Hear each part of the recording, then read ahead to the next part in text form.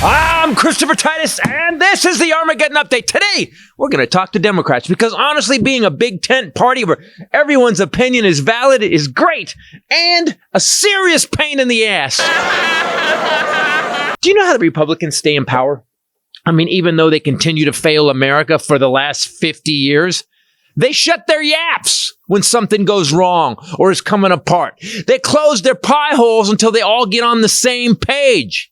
They're the party of failure, economic disaster, and have crashed the economy repeatedly. Oh, and they are also the party of treason, and yet they still have a shot in 2024 because they know when to pipe down. Democrats, on the other hand, rush to shiv each other, slit each other's political throats, and have to give their opinions to the widest possible audience to be forthcoming and honest. Well, when in any relationship with anyone or anything has being forthcoming and honest worked out? Not once. That's how you get divorced.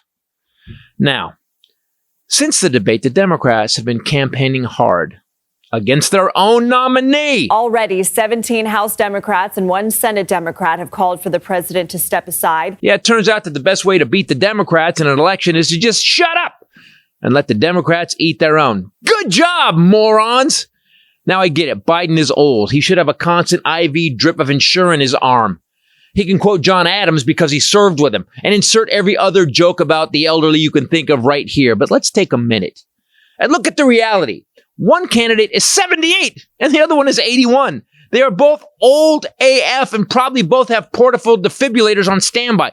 Biden's is in his vet so Jill can jumpstart him or the car when needed. However, Trump doesn't drive and Melania is obviously in witness protection. So Trump is going to have to defibrillate his own cheese-filled heart if it locks up.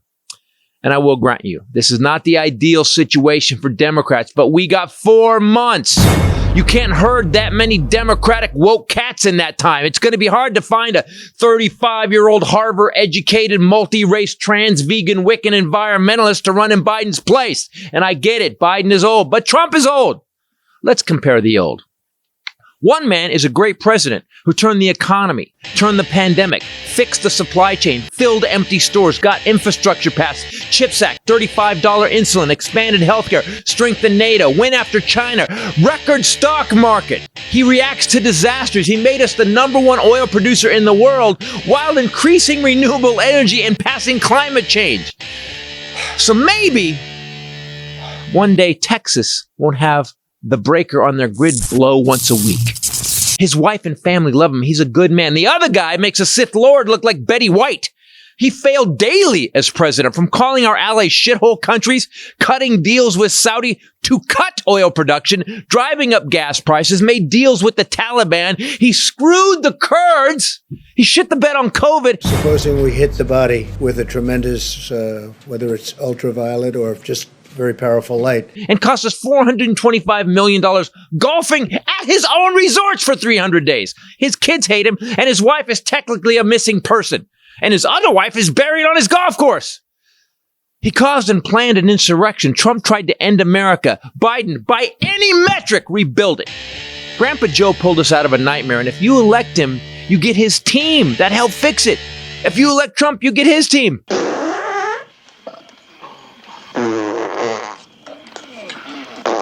You know, when they finish serving their sentences, I mean. I'll give you this. If Biden says he's done and can't handle the presidency, fine, then I'm in. But this man earned the right for us to forgive one bad debate to form. Not a joke. Not a joke. And I'm not joking. No, all kidding aside. I'm not joking. Not a joke. Fact. Not a joke. Fact. Not a joke. Not a joke. I'm not joking. Hell, the Republicans forgave a pussy-grabbing, bankrupt, illiterate, racist rapist who cheats on his wife with porn stars and can barely speak. Venezuela, will repeat your... Maybe we can give Joe some fucking respect. Get behind him, Devs. But you won't. Like always, Democrats will again pull defeat from the jaws of victory. I'm Christopher Titus, and this is the Armageddon Update. I can't believe these guys, man. It's like even if they're after the rally speech, and then he actually spoke to the UN, and they're still like, I don't know, his debate was weird.